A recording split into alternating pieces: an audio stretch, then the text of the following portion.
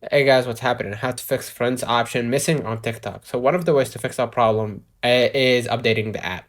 Okay, you need to update the app to the latest version in order to get access to all the new features. The second way to fix that problem, you're gonna go ahead to the settings and then general. Okay, and make sure that your iOS is fully updated in order to access all the new features and fix any crashes if happen. Now I'm gonna go back to the general and then move on to the iPhone storage. Okay, make sure that your iPhone has some space in order to basically download the newest features for TikTok, or at least for TikTok. Okay, so you're gonna upload the app and you're gonna release some of the unnecessary data or files within the app, and that should basically fix it.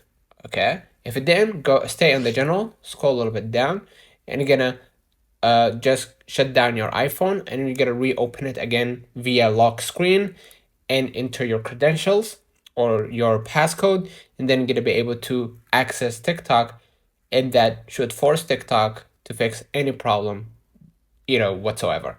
Let me know in the comments if this video helped you. Do not forget to like and subscribe. Thank you for watching. Catch you in the next time.